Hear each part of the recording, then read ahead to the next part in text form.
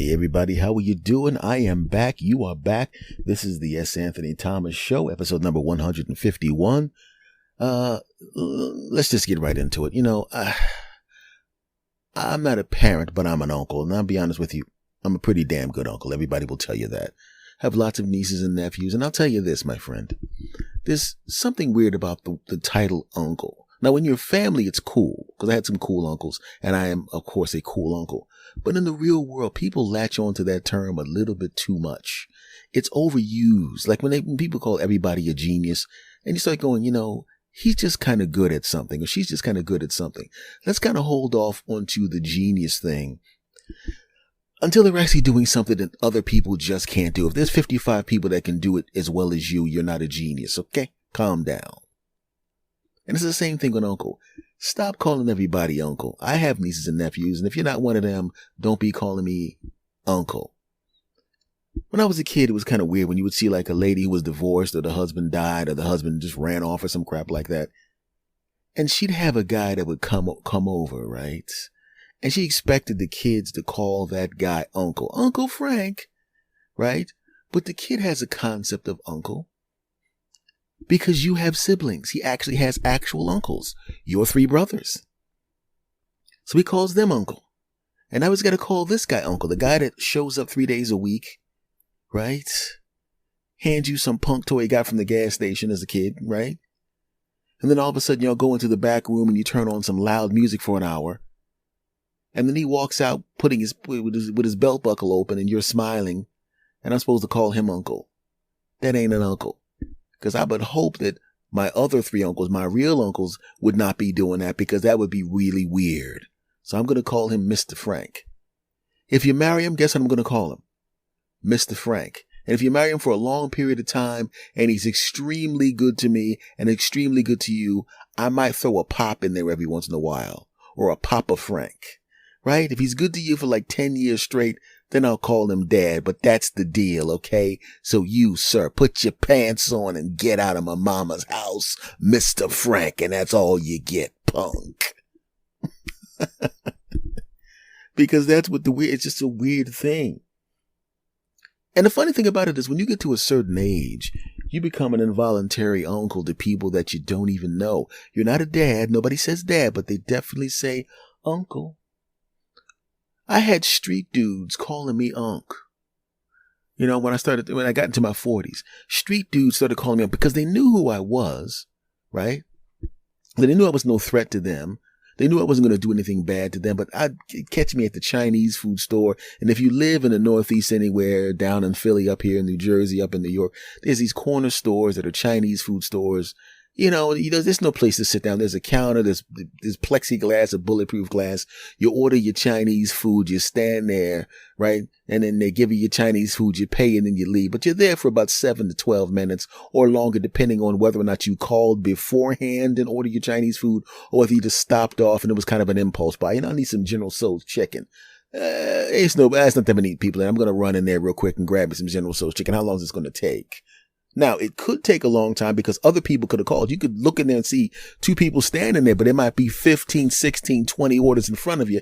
And hopefully that's not the case. But if it is the case, you're already out of your car, you're already parked, you already got your money in your pocket, and you're ready to eat, and your stomach is already getting ready for that General Tso's chicken and that homemade iced tea that you're going to drink when you get it. Yeah. And if they take a long time, you might even order one of them scoops of ice cream that costs way too much, but what the heck, I'm already here. You know what I'm talking about. If you live in the Northeast quarter. I don't know about the rest of the country, even though I've traveled to some of it. So you're standing there, you get the General Tso's chicken, and I would like a homemade iced tea. You want the ice cream? This is going to take a long time. That's why you said you want enough for one ice cream. Yeah, just want to know if you want ice cream, sir. I'll take it when I leave. Okay, no problem, sir. Right?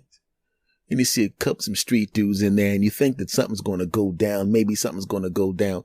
And they start arguing. They haven't gone to their waistbands yet. They haven't stuck their hands in their pockets yet. They're starting to get louder and louder and louder and louder and louder and louder. And they're starting to be aggressive. They're starting to circle each other. And I'm going, I just want my General Tso's chicken, my homemade iced tea, and the chocolate ice cream that costs 3 times too much, dag nabbit. I don't want no bullets. I didn't order any bullets. I look at the menu. Nope, bullets are not on the menu. Didn't order them. Don't want them.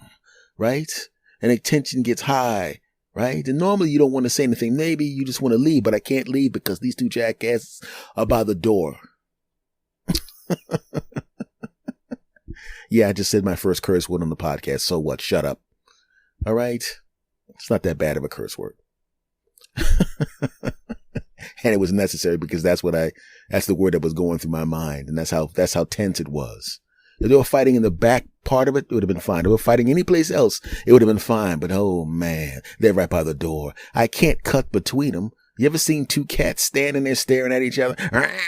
Right? And any movement, even if a leaf moves, they just go, and they start fighting. I was afraid if I made a move, they would be startled a little bit and then they would go to their waistband and get the blast. And then, as you know from watching the news, these dudes can't shoot. Right? So they're getting into it, man. They're circling each other, and one of them bumps into me, and he says, "Sorry about that, old head. Yeah, sorry, old head. We didn't mean to get you in the middle of it." Now the tension is broken a little bit, and this is my opportunity. This may be my opportunity. This may be my chance to stop the gunfight that may happen, because now I can see, yes, they do in fact have guns. Ooh. And I don't even remember what I said to him, but I said, should I make them laugh here? Would making them laugh be a good thing here? Because I may say something funny here. And I mean, that's what I've been doing for my entire adult life plus 10 months. And I know how to make strangers laugh, obviously, but should I do it here? Because if I'm wrong, they're going to probably go, "Oh, so you trying to be smart, huh? Huh? You trying to be smart, huh? Why don't you mind your business?" And then all of a sudden I got two dudes who are about to whoop each other down, whooping me down or shooting me. That's what's going into my head. Should I make these two chumps laugh? Should I do it? And I don't remember what I said. I don't have to remember what I said. I've been doing this for a long period of time. I could just think of something in the moment. I forgot what I said. And I said, whatever I said. I said, I'll take the shot. You get one shot, one opportunity. Do you seize it or do you get bullets in your behind? I paraphrased Eminem there. So what? Shut up. Back to the story. So I said whatever I said. Get back. And I look at him. Oh, he got jokes. Yeah, man, you funny. They start laughing. And they fall into they dap each other up over what I said to them. And then they realized they just dapped each other. They realized they were still mad, but I had already broken the tension. I'm like, okay, all I got to do is as soon as I get my General Tso's chicken, I just want to get my General Tso's. If I get my General Tso's chicken, I just want my General Tso's chicken. I want my homemade iced tea, and I want my way too expensive chocolate ice cream. Okay, so your General Tso's chicken is ready, and here's your homemade iced tea, but we don't have chocolate. Oh man. I turn around. And you don't have chocolate? No, we don't have chocolate. We don't have chocolate. But we have, let's see what we have back here. We have vanilla with the chocolate in it. It has chocolate syrup in it. And we have cookies and cream. And we have strawberry. And we have, do you want the one with, I said, give me the one, the vanilla with the chocolate syrup in it. Yeah, that'll be enough, you know. In the back of my mind, I'm going, I already know this is going to be like $87 for this crap. I'm just talking about the ice cream because the General Tso's chicken, it's expensive, but it's in line with what I expected to pay. Same thing with the homemade iced tea. It's in line with what I expected to pay. But when you take the ice cream, when you factor the amount they charge for the ice cream for just a cup of ice cream, like one of those little 8-ounce cups of ice cream, if you extrapolate that to a gallon of ice cream, the gallon of ice cream would cost, I think, $15,000. Right? So I'm like, man, I just want to go home, man.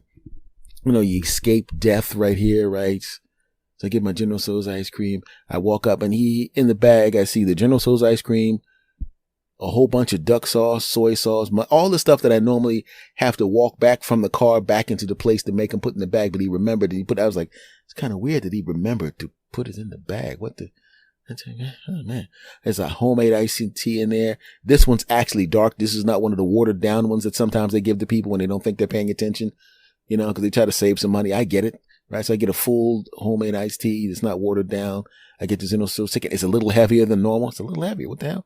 Kind of popping up this extra General Tso's chicken in there. He actually threw in instead of just a regular fried rice, he actually, white rice. Not only did he throw in fried rice, but he threw in, house special fried rice. That's the one that has shrimp and chicken, all the things that, it's all in there. So I'm looking at him. I'm like, hey man, and then I looked and I noticed he had given me 2 ice creams. And I'm like, man, I'm not missing the car payment to get the 2 cups of ice cream. What the heck is this person doing? And I grabbed it and I said, you gave me the wrong food. He goes, no, I gave you some more food because I saw what you did there. They were going to fight in the store and you got them. Look at them. They're not fighting anymore. If you had not been here, they would have fought, and you really saved us a lot of trouble. So I just wanted to thank you. I said, oh, okay, cool. Thanks a lot. Right. And I took the bag. I said, you sure? He goes, yes. I said, okay, cool. So I'm walking out the store. Hey, old head, man, good looking out, old head. Good looking out. Yeah, good looking out, old head. Yeah, you funny, man. They were laughing at what I said. They repeated what I said a couple times. He said, ha. They repeated and they high-fived each other or whatever after. And then I walked out and got in my car. Put the food in the seat, turn the car on. Okay, my car doesn't go jigga, jigga, jigga. You know what I'm saying? I look back into the window, and as I'm about to turn the corner, they were looking at me and they're waving at me and giving me the thumbs up. And it reminded me in that moment, obviously because my nephews weren't going to shoot each other or beat each other up in the Chinese food store. It reminded me of when my nephews or my cousins or whatever would start to get into physical altercations, because that's what kids do sometimes. And I would kind of step in and just say a couple words and calm them down. When they were little babies, I'd pick them up and give them a kiss on the head, right? When they were teenagers, I'd dap them up, right? And I was able to just do the uncle thing, which is what the uncle thing does, because you don't have to discipline the kids as much as the uncle. You can just come in, have a good time. I mean, if they do something dumb, you gotta get in their backside, hey, put it down, but and they take it really seriously when you do that, because normally you're not a disciplinarian, because you don't have to be unless they're staying with you, right? So it's like, I realized it's basically, even though these were guys in their 20s who had guns on them, and it wasn't like I was trying to help them. I mean, I was trying to help them, but let's be honest, it was really me trying to keep bullets out of my backside. You know what I mean? Let's just keep it real here, right? But then I realized I had become an involuntary uncle to these 2 dudes, right? I had become an involuntary uncle to these 2 dudes. And it was weird that it had happened. It happens sometimes. I remember, this is such a weird thing. And because sometimes you wind up solving a couple's argument because they look at you, sir, maybe you can solve this for us. And I'm like, oh my God, I don't even know these people. And they have and they're young. They're a young couple. They're like 21, 22 years old, a few years younger than the 2 idiots that were going to shoot each other. And they ask you a question, and it's a really simple question. And I forgot, it's nothing. It's like, it's a problem that really isn't, if you're an older person, it's the kind of thing that you would completely overlook. I've been in relationships in my 20s and 30s, and the thing that they were sitting there fussing about was the kind of thing that I and the lady that I would be in a relationship with, who were, and definitely now at 54, I wouldn't even have noticed the stuff that they were complaining about, because it's like, who cares, right? You ever see guys in their 40s, 50s, and 60s and up, even when their bodies, even if they're an old guy whose body looks like crap, they don't give a crap. They walk out on the front lawn, right?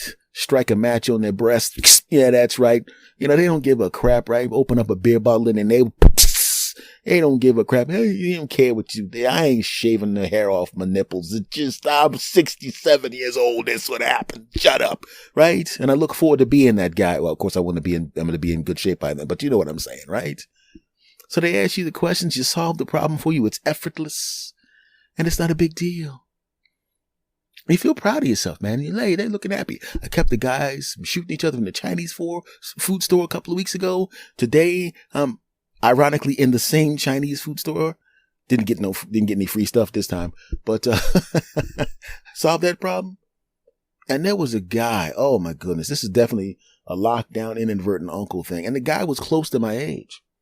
He's complaining. I'm in the supermarket. He's complaining about his girlfriend, and I had exactly the same problem with the girlfriend. And I told him what I did, which had actually worked successfully. And I'm thinking I'm never going to see this guy again. And I'm pretty sure that his problem is going to be solved the same way I solved my problem. And I told him what I did. And he goes, oh, okay, I'm going to try that, man. I'm going to try that. Right? And I go, okay, cool. I'm pretty sure he's going to be successful. I go back to the supermarket. And I used to go to the supermarket at the same time. And if you notice, if you do anything at the same time, if you catch a bus at the same time, catch a train at the same time, you work in an office and you catch an elevator at the same time, if you go for a run at the same time, if you do anything at the same time, every time or most of the times, you'll notice that the people that are falling onto that schedule kind of become like a family to you. Right?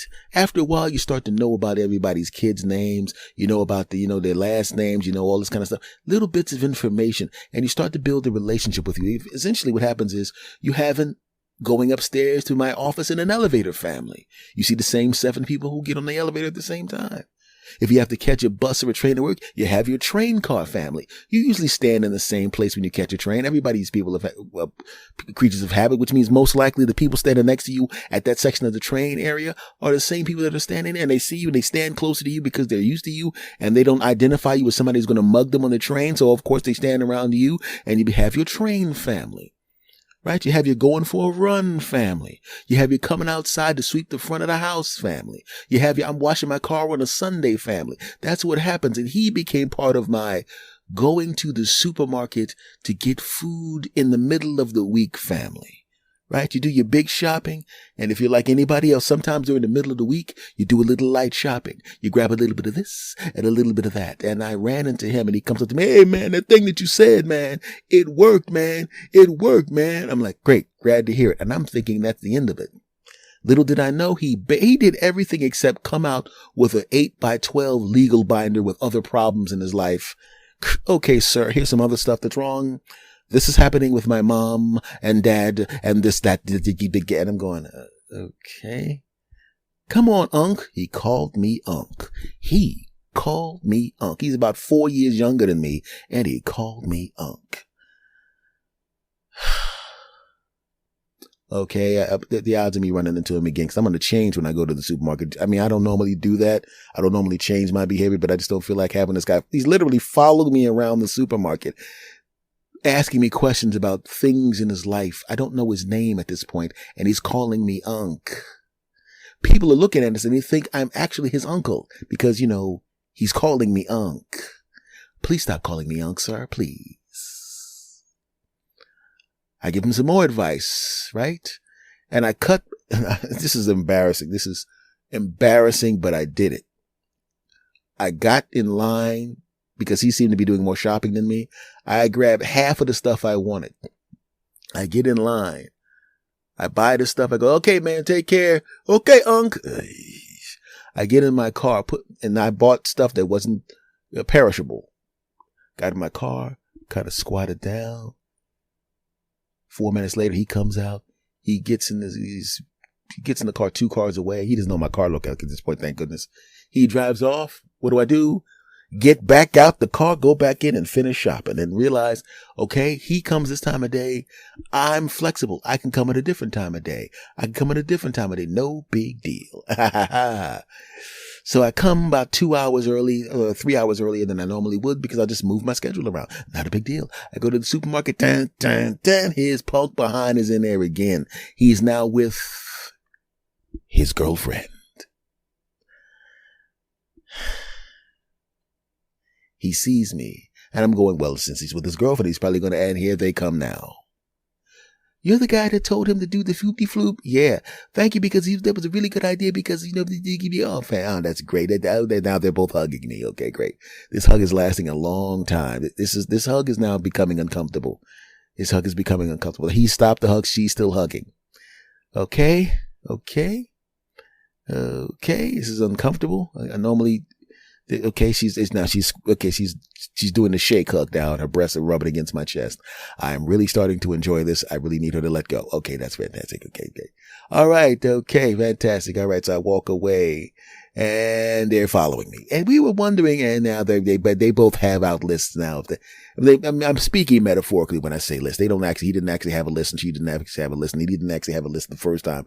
You knew I was speaking metaphorically, right? Of course you did. Back to the story. Story's almost over. And they're literally, it's almost like they kind of sensed that I was going to start going to another supermarket. Because I can't escape these two. And which of course I did.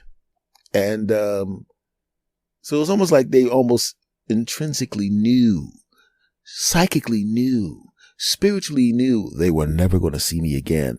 So they rattled off all the crap that was going wrong, and I'm rattling off answers. I'm not Dr. Phil. I have no training. I have just done a lot of things in life and fixed a lot of problems of my own, and they had similar problems for some reason. I gave them the solutions that I used, and then I did the same thing again. Bought half of the stuff I wanted to buy, got into the car, scrunched down, let them go buy, get back into the store and buy some stuff. 6 months goes by. 6 months. 6 months later, I run into him at another supermarket that I'm going to. Hey, man, I've not seen you in a while. And I'm going, hey, what's going on? He walks up to me. Hey, Unc, hey, man. Yeah, I'm glad I've seen you, man. I'm moving out of town, man. I'm like, oh, really? Really? Oh, that's too bad. That's what I said. That's not what I thought. We are married now and everything's great. Thank you, man. And he does the uncomfortable hug, and there he is. She comes in, he does the uncomfortable hug again. This hug actually lasted way longer than the last one. Okay, now I'm feeling even more guilty because she's doing the shake hug thing with the breast on my chest, and I'm enjoying it too much. I'm like, this is uncomfortable. I should not be enjoying this. She's kind of cute. So yeah. Okay, let go now. Okay, let go. Okay, both. Okay, great. And I said, I'm glad you guys are happy. I'm glad that's great. Okay, great. Bye-bye, Unc. And she calls me Unc. They both call me Unc. I'm not your Unc, but I'm glad you're happy. And I realized that started to happen to me a lot. And it continues to this day. Not with those people, but it continues to this day where have become, and will probably always become the involuntary uncle to people. But I think that just comes with getting a little older and being the kind of person that has a kind of personality where people feel that you're approachable. So now what I do is I walk around swinging a sword as I go around places. It gets me arrested a lot, but people don't ask me for advice. I do not walk around swinging a sword. Okay, that was kind of dopey to say. Shut up, don't judge me. But I realized, even though I was gracious to them, that as it is now, this was me. This was maybe 10 years ago or something. 54. Now it's in my early 40s. Oh God, it was more than 15 years ago. But the thing is, it's like I'm a lot more. I'm always gracious on the outside, but I'm not more internally gracious now. I don't mind it as much now. You know what I mean? As you get older, you don't mind it as much now. And, if you get an opportunity to be the involuntary uncle to somebody, just do it, man. Feels good to help people, doesn't it? Of course it does. It feels good. You know what else feels good? Talking to you guys. And you know what else would feel better? If you guys would subscribe to this podcast, that would feel fantastic. A lot of you already have, but for those of you that have not, please subscribe to this podcast. You know what would also feel awesome? If you would rate and review this podcast 5 stars, please, that would feel fantastic. And you know what would feel even better is if you would spread the word about this podcast. Tell anybody you think would enjoy this podcast. And if you see any kind of post about this podcast on social media, please retweet, reblog, re-Facebook, what the hell ever, links back to this podcast, because we want to get as many people listening and as many plays as possible, because I would appreciate that as your voluntary uncle, because I want to be your uncle, you dig? And by being your uncle, I just want to say, it means I just want to date your mom. I'm going to play me some loud Prince song and Prince music in the back, and then come back out, put my pants on. I just kind of ruined the moment, didn't I? But your mom is cute, so hook me up. I'll be good to you. I promise I'll be real good to you, even though you're old adults. So I ain't got to tell you. Just give me your mother's phone number and shut up. You don't even live there anymore. Don't you want her to be happy?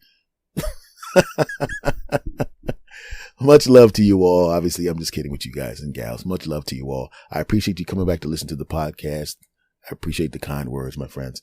And I will see you again next time. Much love to you all. Take care. Bye-bye.